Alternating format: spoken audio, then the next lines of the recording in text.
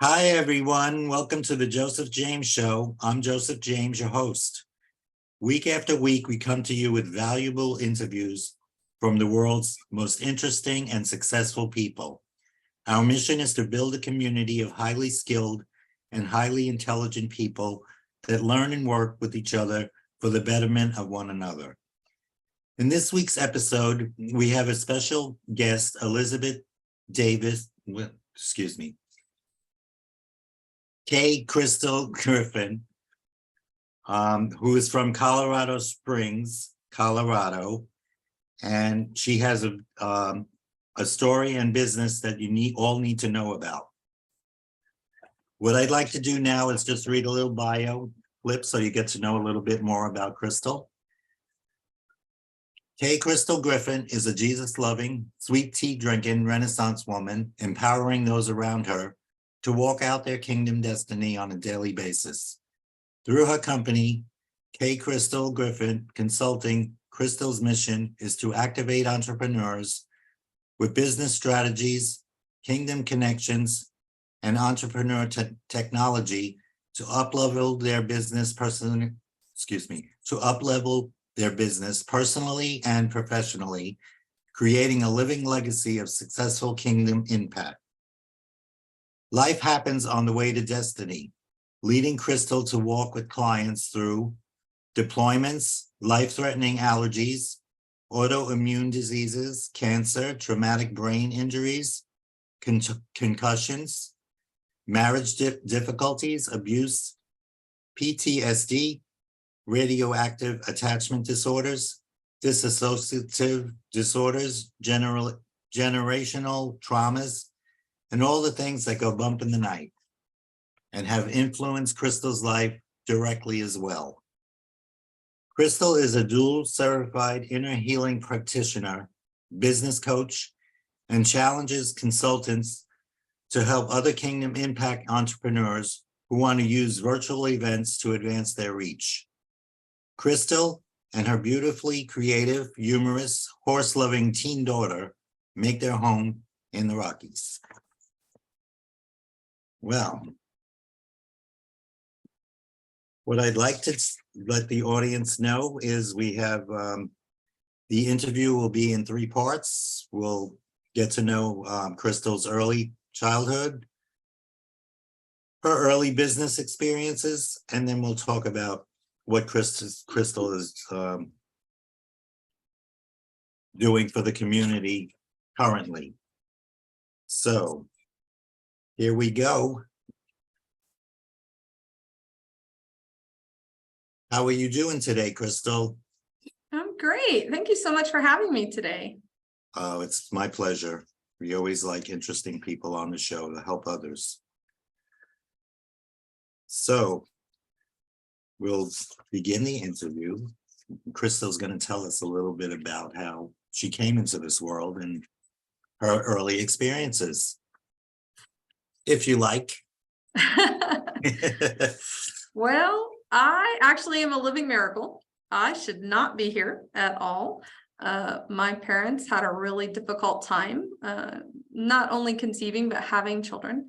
My mom had a number of miscarriages, and several were stillborns full term. And so because of that, I and my living sister, Desiree, we are quote unquote normal. Not sure my friends would agree with that, but we're the normal kids that were born. And my dad was in the Coast Guard, 22 years. So I had a wide variety of childhood and experiences living from New York to New Orleans. In fact, you and I were just chatting about Brooklyn and Governor's Island. I remember that time so clearly when I was younger, saying goodnight to the Statue of Liberty every night.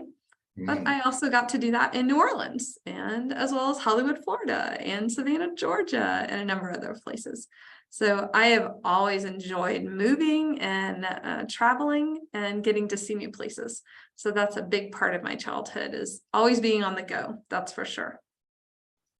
Well, I bet that helped a lot with your social skills because you had to make new friends all the time. All the time, yes. So you probably needed to be a little bit outgoing if you wanted to make friends, correct?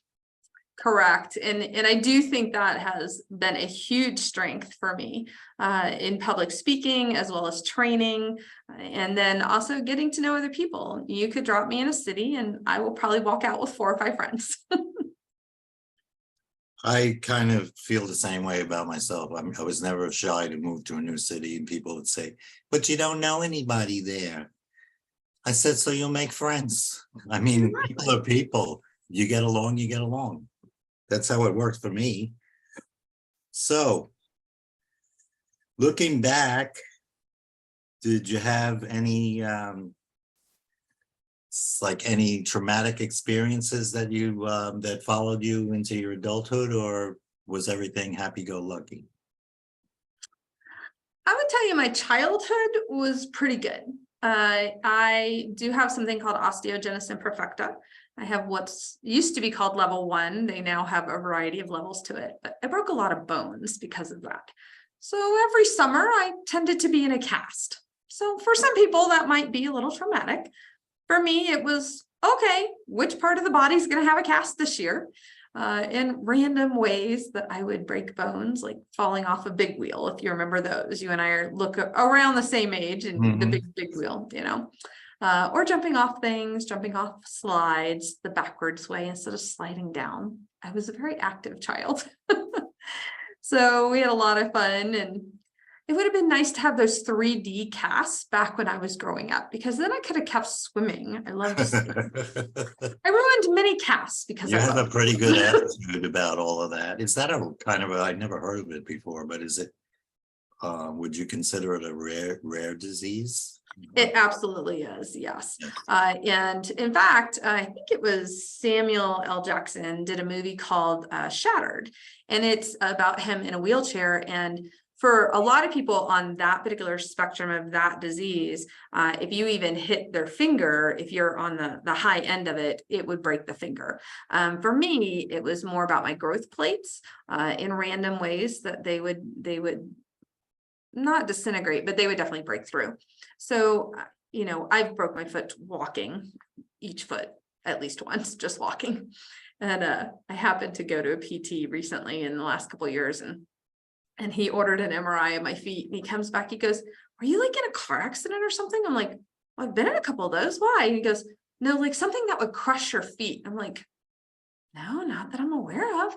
He goes, I think you've broken every single bone in both your feet. I'm like, explain a lot of things when I walk. Things like you just don't even realize that you've broken the bones sometimes. Wow, I'm amazed at what you're saying. I mean, to have such a positive disposition and going through all that, did it remedy itself along the way? Do you still have to deal with this, or how's that working out? It is lifelong, and it's considered genetic. I'm very fortunate that my daughter did not get it. She has her own set of health medical complexities. But for me, I do pay attention. Like, I've never been a sports person. I knew that was not in my forecast.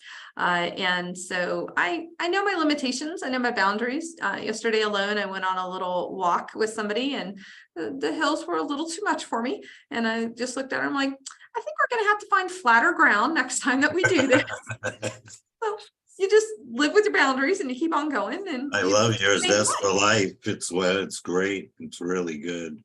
So one of my questions was, what is the biggest challenge? I guess you answered that one. Well, that is not my biggest challenge. Oh, okay. Go ahead, tell us. It's not.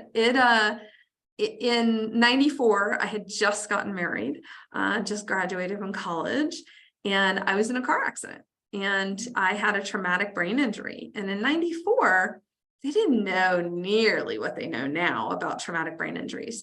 And I even had a subdural hematoma show up on the MRI, but there were so many doctors that I did see trying to get out of that pain level because I had never really had headaches prior to that. And I woke up with one that I lived with for about 4 years. It was pretty super intense. I didn't even know my name at times. I would wake up and I'd be like, okay, I know I'm safe. Who am I? Where am I? What's my phone number? And really had to process through some of that cognitive dissociation piece. And even the hum of a refrigerator would just set my head off. It was terrible. And so from there, the doctors would basically just pat me on the leg and go, you just need to go home and sleep it off. You'll be fine. They just didn't know what they know now. Right. And out of that, that became a source of strength for me later with my own child, which actually is my biggest struggle. As a medical complex child for her, she is, I think the last count was 29 doctors and 7 different autoimmune diseases and a number of other things. And so because of that, that challenge has been my biggest, and I'm in the middle of it right now. She's 17 and she's every bit of wanting to be 18 and out on her own, but the reality is that may not look traditional for us.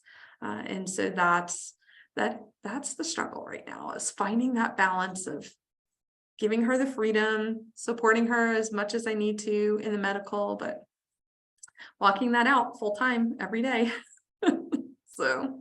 Well, God bless you. That is a challenge, because she wants to go one way and you can see her future isn't exactly what she's hoping for. Is that, right. Did I got that right? Yeah. What it sounds like. So as you're growing up in your teen years, I guess you had all those broken bones going through high school and all that stuff. They had lessened more once I hit probably about 13, 14. At that point, your growth plates are moving into beginning to close up, which was good for me. They were less intensity to be able to break them. But I did, the summer after I graduated high school, I was walking down the stairs and I broke my foot. And kind of killed me doing camp counseling the rest of the summer. And then a couple of years later, I did the same thing to another foot, just walking on somebody's front lawn. And so there have been some things after that. 2016 was pretty rough. We couldn't quite figure out how they were connected. But 2016, I had a couple things with my feet rise up, and they put me in those 2 walking boots. If you've ever had one of those walking boots. I've seen them, yeah. Well, they put me in 2, one on each foot. Huh. And I ended up fracturing my tibias because of those boots. And so, the things that you don't know until you walk through them, it was joyful. You are amazing. I'm just cringing just thinking about having to go through all that. Was there any kind of a mentor or inspirational person or something that kept you going to give you that happy, positive outlook on life is life kind of stuff? I was really contemplating that question a lot. And here's why. I wouldn't say for that reason, but in hindsight, I would say yes. My great-grandmother on my dad's side, she passed when she was 93, and she was a spry young lady. Like, you would not have thought she was past 65. Always full of life and loved to be active in her community. And she came from that depression period where she had lived through the depression. They had farms. She was out there on the farms. I remember one of the stories that used to go around. They had a fire on the farm, and you saw her come into the house that I only knew as her house, even when I was growing up. And she came in and she went straight upstairs and went to bed for 3 days. And they said that's how she dealt with stress. But once she woke up and once she came down, she had a plan in place. She knew what to do. She started giving the directions and they dealt with it. And, I just used to remember drinking sweet tea on her porch. That's where I got my sweet tea addiction from, Grandma Mimi. And we'd sit on her porch and just rock away in the breeze, and just listening to all her stories of resilience in times that, we hadn't had the pandemic. So in reality, our life had not even been close to what she had grown up with and what she'd been raised in and walked through. So it was always insightful to hear how she dealt with that. And there was a lot of kids in that family. My dad had 10 brothers and sisters. And just that capacity of a large family. They also had a blended family because his dad had died, and the gentleman that his mom married had 5 other kids. So it was interesting to hear how all of that came together, and how Grandma Mimi, played a part in really helping the family function. and where her faith was, and, how she instilled that in all of those kids and in her own ways, her community. And that really impacted me greatly. And one of the times I was actually had an opportunity to go on a trip to take some supplies over to Budapest, which was a really cool experience. And she was like, well, are you sure you need to go? Because we all need help around here in the US, right? And I'm like, but it's overseas, Grandma. And she's like, I know, I always want to go to the Amazon and see those colorful birds. And I so remember that. And she passed before she got to do that. But I'm sure she gets to see so many of the amazing places that she wanted to go. But I appreciate all the things that she instilled in me growing up. Well, you reminded me of my grandma, who my mother's mother. She passed at a 101. And That's amazing. she came from 18 brothers and sisters. Oh my gosh. And she said, well, they didn't have TV back then. That's why we had to have something to do. And I was going to ask you, did your grandmother have any songs? Because my grandmother had all of these wacky songs. I don't know where she got them. They were cute, though. But they were like not your average songs for little kids kind of stuff. Oh, that's funny. We didn't have any of those, but she did get me going on Amazing Grace.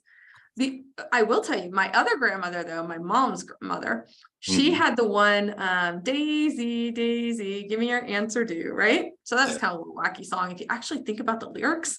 And putting people in barrels. My daughter's name is Katie, so I converted the song instead of Daisy. We said, and we made it positive. So it's Katie, Katie, give me your answer due. I'm all the way crazy off of the love of you. It'll be a stylish marriage. God can afford the carriage, and you'll look sweet upon the seat of a bicycle built for two. So I sang her that since she was born. Oh, how nice. And she'll be telling her kids about it, I'm sure. Yeah, probably. Talking about grandma. If you could go back and give your 18-year-old self one piece of advice, what would it be?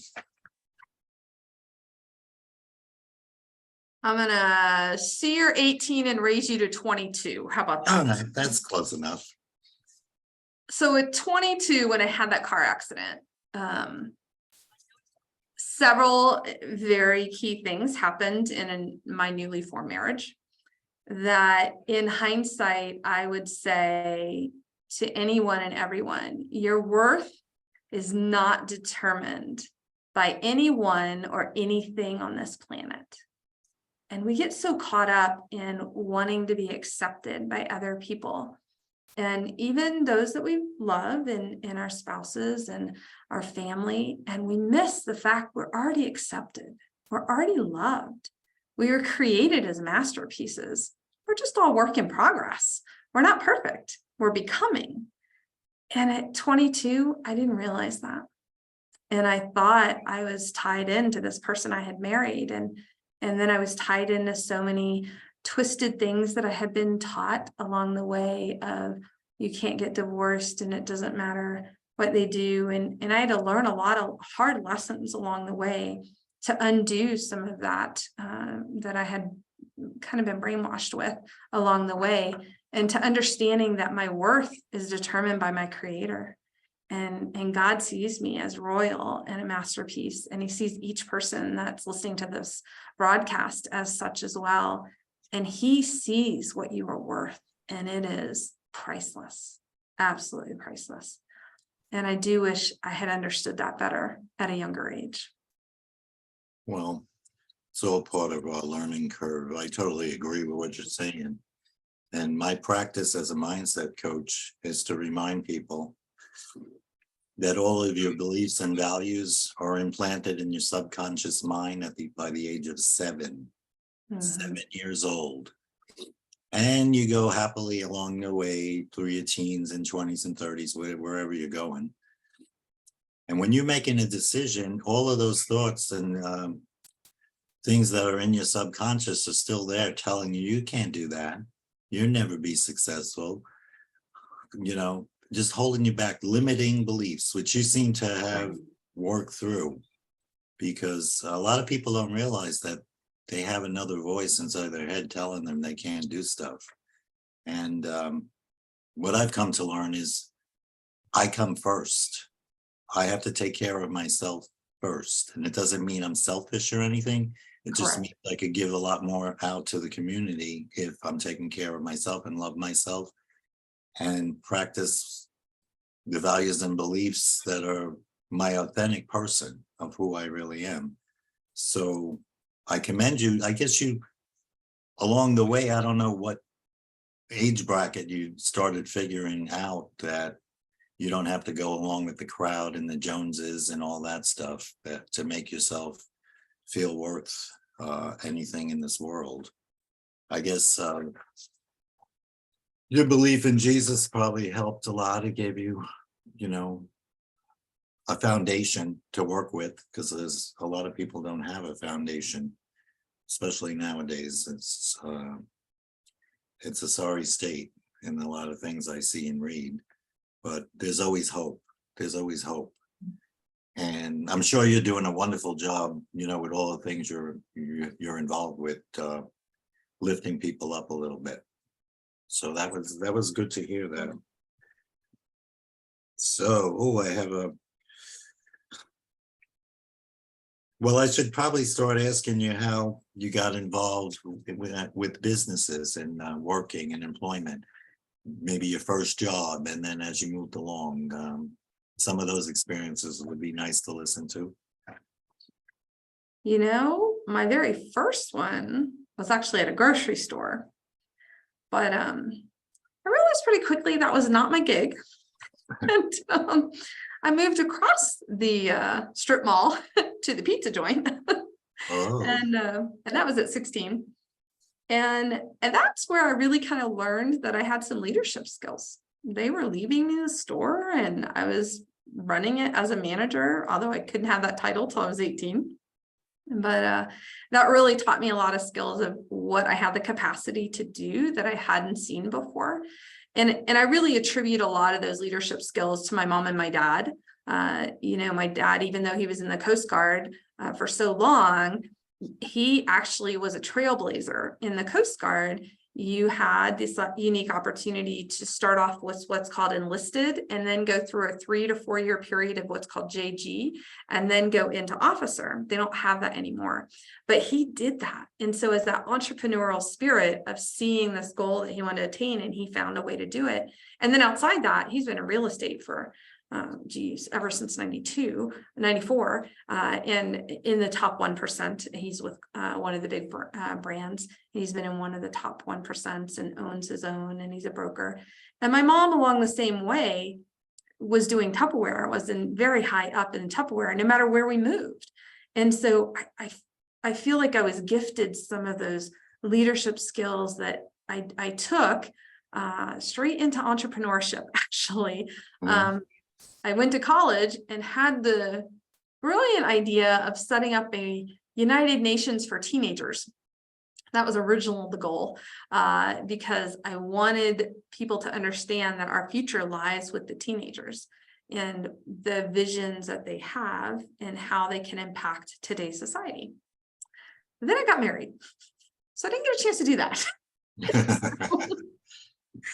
But because I got married and then had that car accident so quickly afterwards, a lot of my dreams, I had been accepted to a PhD program, had to be put on hold because I was surviving in that moment of just trying to get my health under control, work on the marriage, and then figure out what that looks like. Because I don't think we prepare people adequately for marriage. They have no idea what they're going into. Absolutely not. It's easy to get in, but hard to get out.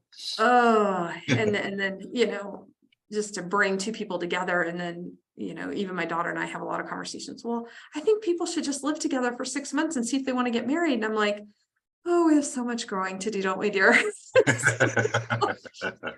But those entrepreneur solutions had to come because we couldn't make the bills. I often laugh that I was a civilian for about 3 days. I came off my dad's insurance. I had my own civilian insurance.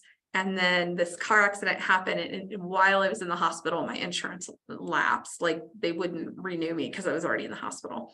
And so then my husband at the time decided to go in the military, and that's a whole nother really cool story. But so then I was back in the military, but we had a lot of medical bills because of that lapse of the insurance. And so I had to find solutions for how to pay the bills. And so what's in your hand? And everybody has giftings in their hand, every single person. They might not see it. And the best way to figure that out is to ask somebody else, go, if you called me, what would you ask me to do for you? Wow. And you're going to find out pretty quickly what your giftings are. And at that point, I had already started teaching technology at colleges that I had actually been attending to the staff. It was totally a gift from God. I didn't take any technology. In fact, I hated technology. My dad bought me that old Commodore 64. That's how far back that goes. And he had to code to get it to print. I'm like, brought that thing back to my dad. He paid a pretty penny for that thing. And I said, could I have a typewriter back? Because I don't know what this thing is, but this is a nightmare. And then I go to college, and my college job was setting up the new internet because it was beginning to hit the campuses. And that gentleman had the patience of Job to teach me. So I ended up teaching tech for 30 years, built databases, worked at a variety of colleges and higher ed arenas. And those entrepreneur solutions with the leadership pairing really allowed me to come up with some unique solutions for people.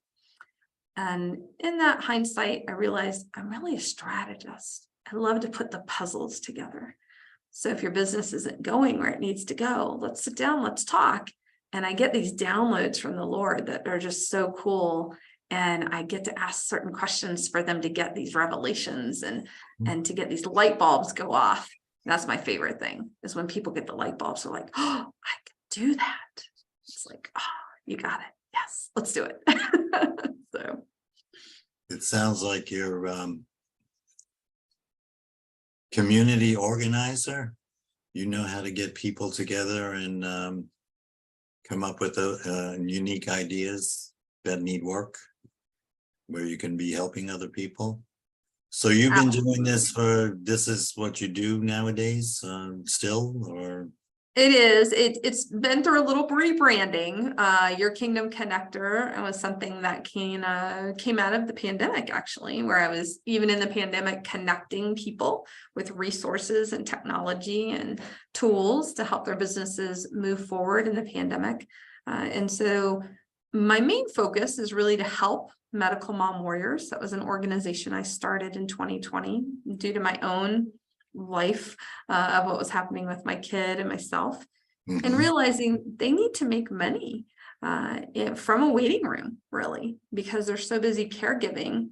It's not a traditional 9-to-5 setting. And so how can I best support them in connecting them with those time, money, resources to get their businesses off the ground so they can create passive income while they're taking care of their loved ones in any capacity. So that's something that kind of unfolded out of my own journey, which is really kind of neat to see. So let me understand, are you working for a company, or is this your own company that you work out of as a brand, or how's that work? Nope, it's my own. So K. Crystal Griffith Consulting, and we have a sister company called Medical Mom Warriors that I've run a couple of different summits for and provided holistic tools to help families along their journey. And then I also have a tech sister company called the Moxie CEO, where we are actually creating systems for those business owners to leverage their time, their money, and simplify their technology, because the reality is nobody enjoys technology, even us techies, like in the grand scheme of things, because it never works like it should. So how do we help people as business owners, really make the connections and the systems that they need to lighten the load, take that weight off of them, and get their business flourishing? Exactly, get the business flourishing, because even when you have that knowledge and you're trying to run a business, you never have time to do all that extra marketing Right. yourself. And you're losing a lot of business because of that. So people like you come along, they need to listen, because if you're a good salesperson, which I'm not big on sales. I just like to talk to people and let them come to their own decision. But to make these business people aware of how much business you can get if you just do this, the SEO thing, Mhm. and, getting you up on Google a little further, is night and day as far as your business goes. So, That is a very true statement. and I've learned all this in the last year, because I've only been online a year when I started with the coaching stuff. I mean, I've been doing coaching since I went back to college in my 40s and took behavioral science and learned a lot of mindsets, and I applied it to myself. And that was the beginning of my spiritual journey. That's I've helped people along the way. And looking at retirement, I see online businesses are doing well. And what's my skill? Mindset. So here I am, not a public speaker at all. I came on seeing all these people making videos and talking about how great their product is. And I said to the coach I had at the time, do I have to do that? Do I have to be on video? He said, well, if you want people to trust you and get to know you, yeah. So I did a little practice in some live, 5-minute speeches, blah, blah, blah, blah, blah. And here I am doing podcasts. So it does work. You just got to walk through the fear. You walk through the fear and realize nothing hurt me. I'm still the same. And wow, look at the gift I gained. One of the things one of my mentors says all the time is there's favor on your face. So get your face out there. I never heard that one. That's where your branding comes from as well. They begin to identify your face with your favor and what you're able to offer. And that's a huge event. And with TikTok and Reels and even Clubhouse for audio, especially your voice, it has such a distinct voice to it. People are going to recognize that even on Clubhouse. If you're moving your podcast over there, they're going to recognize that. And they're going to be, oh, I know exactly who that person is. Like Les Brown. No one can mistake Les Brown's voice, right? Even with their eyes closed. And so I've had the unique opportunity to hear him so many times. And I just love him. He's amazing. But yeah, the more that we can get ourselves out there, the better it's going to be for us and our business. Something I heard, another thing I heard was people don't really buy your product, they buy you. Amen. Yeah. Yes. Yeah. And they know, like, and trust you.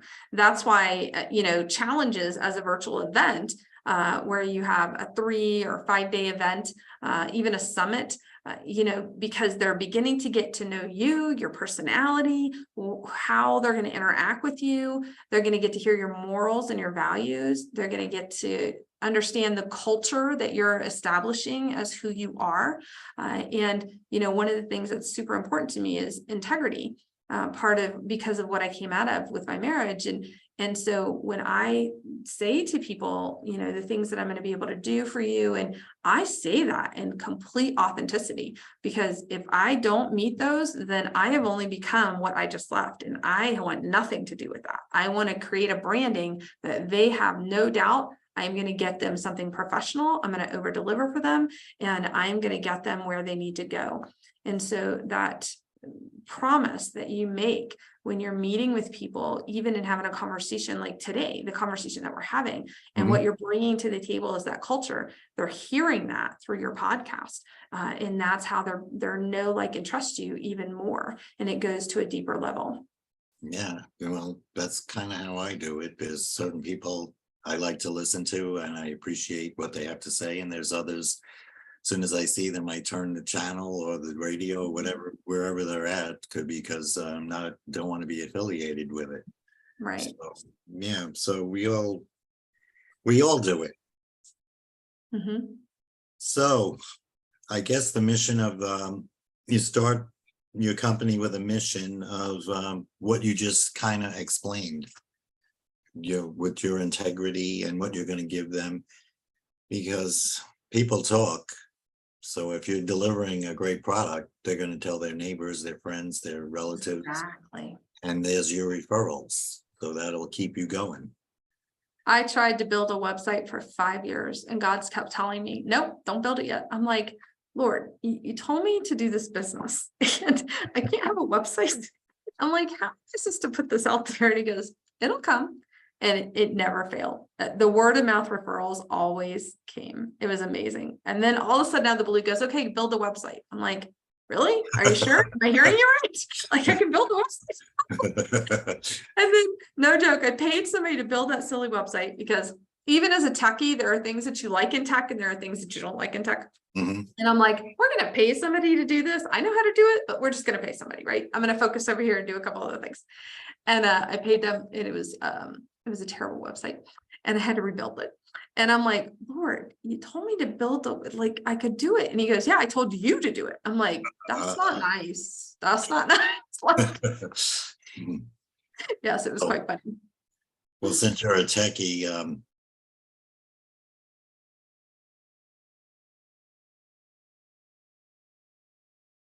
Uh-oh, it looks like we lost you. He has frozen. it sounds to me like no matter how, here we are, we're back. There we are, we're back. You're It was a frozen. 30-second blip. Okay, so how do you advertise? Before you got the website, were you just going off of Facebook or other platforms? How were you getting your message out? So at that point, I actually had been certified as an inner healing practitioner through a company. And so they had their website and people could go onto their website and look in the areas of where we were. At that point, it needed to be one-on-one. It was pre-pandemic. So it was kind of cool because the Lord began to move me into global opportunity to work with inner healing with other people as well and work on their businesses. And so I had actually started on Zoom before the pandemic happened, which was kind of cool. So I already knew what to do. And so then at that point, it's really grassroots. I'm in different groups. I think I'm up to like 1,800 groups, which sounds like a lot, but in reality, it's not. As a business owner, you should be in a lot of groups, just learning from other people and seeing how they're attracting their clients, their who to what they're offering. And so as you position yourself as a person of value and service, then you're not in there to sell, you're in there to help them. And the more that you can provide that service to them, kind of as a taste and see is what we call it, then they see that you're there and you're authentic and they reach out to you. So you can do a lot of things organically. You don't have to pay for ads. And even now, Facebook ads, Google ads, they're not cheap. We're in the holiday season. You're probably going to pay $800 to $900 a lead on the low end. And so in the reality, unless you've got a multi-million-dollar business, that's pretty steep. And I work with a lot of small business entrepreneur owners. And so that's out of their realm. So I teach a lot of skills on how to do that marketing from the organic level, how to keep a spreadsheet of what groups offer free promotional days and times. And that's even how you and I connected. You had put into one of the groups, I'm looking for guests. And I'm like, hey, I'm always available. And that's how we connected. And you see just the value of what you dropped in there, which was, hey, I'm looking for guests, which is an automatic networking connection for your audience to get to know me as well. And in my service to show up to say, hey, I am willing to put in that time on the pre-front, the launch, to listen to the back end, to make sure we're all in line. And then that becomes a service to your people as well. So it's not hard to do organic. We just need to do more of it and be a little more deliberate, I think, around it and intentional. Yeah, well, organic for me is I do content every day. My content is long because I always put in a lot of value. Mm-hmm. And I'm a little weak on the call to action part because I just feel like it's like putting a shingle out. But, just to let them know, hey, by the way, I am a coach and I do help people. I got to kind of remind them at the end of the story or whatever I'm writing about. And there's so many topics I could write about on mindset. Mm-hmm. It's just limitless. It is. So I do that, and I do I'm doing these podcasts now. I'm working on a webinar. But I really, to be honest, I'd rather just be coaching one-on-one. You know, that's where I feel is my calling, and I feel most comfortable, and I feel like I'm helping. The part about when you're interacting on Messenger and you're meeting people and they say, well, what are your goals this month? Or what do you expect? And I say, somebody just told me this today and I loved it. They said, tell them your goal is to be happy. Are you happy? You come back with, are you happy? And you take over the conversation. Because That is certainly a good one. I like yeah, that. it's a great one. And I just get uncomfortable talking in numbers. I used to say, if I do the work and I'm helping somebody, the rewards come. I don't know what that looks like, but I know I'll be rewarded because it's always happened. To me, if you put in 50% of the work, the universe will put in the other 50% because it sees or it feels or it knows, however that works, that you're making a good effort. So it's going to push you along and help you. If you're lazy and sitting on the couch watching TV all day, no, you're not going to get any help. And if you're complaining that you're not doing anything because you're not doing anything, you're really not going to get any help. People nowadays need motivation. That's what I think. That's a great way to think about your call to action. Mhm. Is you're stimulating their motivation. And sometimes it's not about listing all the things that we could do for them, but it's just to say, hey, if you want to delve deeper into this topic with me, click here and set up a 15-minute strategy call or a 15-minute clarity call or a 15-minute breakthrough call, whatever you want to call it, mindset call for you. Right. And then you're connecting. Like yesterday, I had 4 back-to-back 15-minute phone calls with clients. And all I did, it was a gift for Black Friday. I said, hey, let's get together. Let's have a little coffee chat. Here are the 3 questions. I want to know where you are in the system. I want to know where you want to go in the system. And I want to know how we can support you. And each one of those calls became such a breakthrough for them in 15 minutes because they began to see what they have achieved and accomplished, which is huge. A lot of people don't take the time to celebrate those things. Like, oh, I just got to get on to the next thing. I want to encourage all of your audience, when you have a win, whatever that win is, even for your kid, stop and celebrate it. Put the stake in the ground as a celebration moment, because even for your kid, like yesterday, my kid turned in her final business paper for a college class she's in. And it's part of, she's going to graduate from high school in May with her associates. And I'm like, we are going to party. You just turned in your last paper for this class. This is exciting. And so even those little wins, we have to teach ourselves to celebrate those, because if we don't, we miss it. And then it takes a laser focused call, like what I did yesterday, for them to realize how much they've accomplished in the last 90 days. And then let's lay out the goals for where you're going next. And those don't have to be super in depth. It can be the vision, right? Without vision, people perish. And so we have to keep the vision in front of us so we can keep aligned with that goal. And, you know, it's just such a treat to see how many people are excelling and to be a part of that opportunity. So when you're offering your content, I would really encourage you to just say, hey, if you want to learn more, if you want to delve deeper, here's my link. And that just encourages them to go, oh, you know, I do want to talk about that some more. Like there's something there that he just said that kind of got me. And I do want to talk about that. And they click on that link and they book with you. And again, even that 15 minutes yesterday wasn't a selling call. And sales doesn't have to be this icky thing. Sales is really about you bringing a solution to the table that they see they need. And that's all it has to be. And so sometimes we get all wrapped up in these scripts and we miss the fact it's about a conversation. And if you have the answer for something that they need an answer for, then they're going to come to you. You make it sound so simple. I love it. So anyway, has there been any important professional mentors that you've followed other than Tony Robbins, who everybody follows? I appreciate Tony Robbins, but I don't follow Tony Robbins. Well, I just threw it out there because that's But your, I do know him. I've heard many of his things. He had a ton of health things that he had to work through that was very inspirational to see him come out of. And I do appreciate him. But not on an ongoing basis. I actually am partnered up with my mentor, Pedro Adajo, and he stumbled into what he's doing with challenges and coaching and the kingdom as far as really understanding how we as Christians are in a kingdom with the Lord and what that looks like for our responsibilities. And a lot of that is based on Miles Monroe, Dr. Miles Monroe out of the Bahamas. He's passed, but all of his legacy lives on YouTube. Don't we all appreciate YouTube? And, between those two, and then I've had several others along the way that have propelled me into where I am today.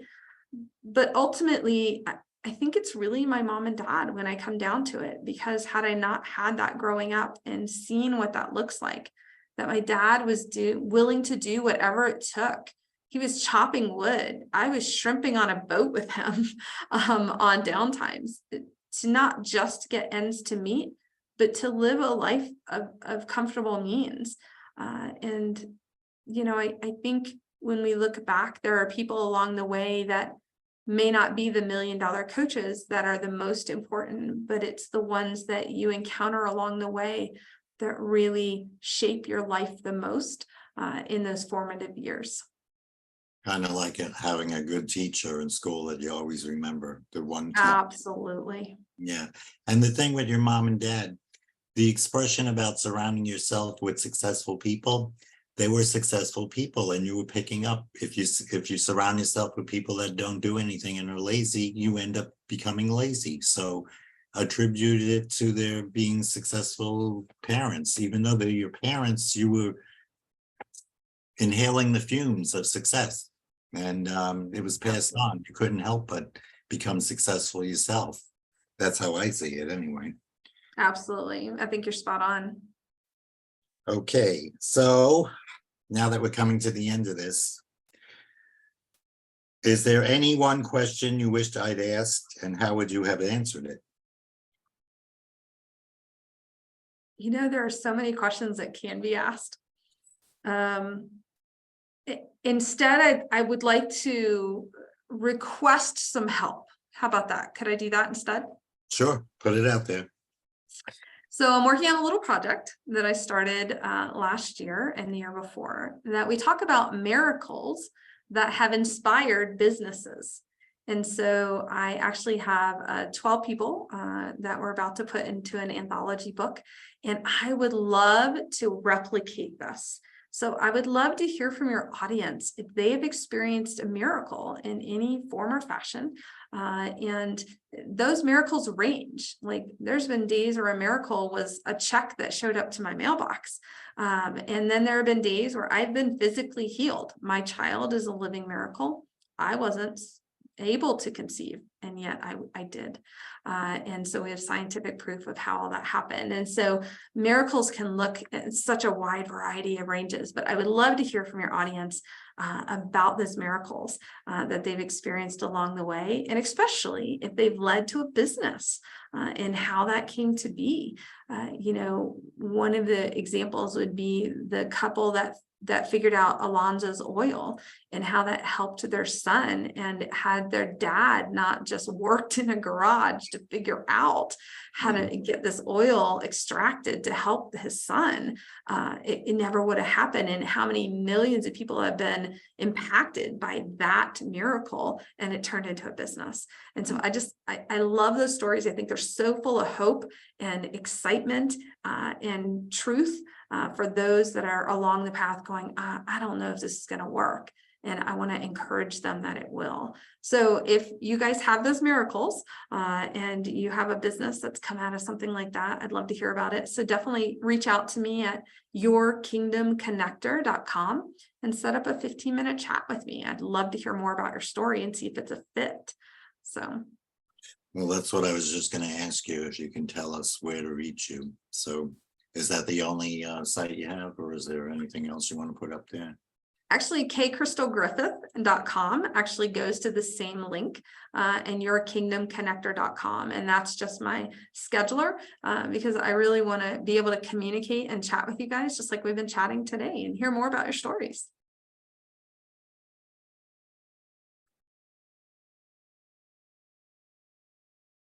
Uh-oh, it looks like he's frozen again. Just say one word. I don't, okay. You're back. Back to your, when you said, I don't think I could do that. I found a 3-letter word that you could add to the end of those sentences. Okay, tell me. Yet. Exactly. That is so true. Be a solution seeker. Yes. Be a solution seeker. It's I just a can't, matter of time to find I it. don't think I could do that yet. And that takes care of that. That's Well, exactly right.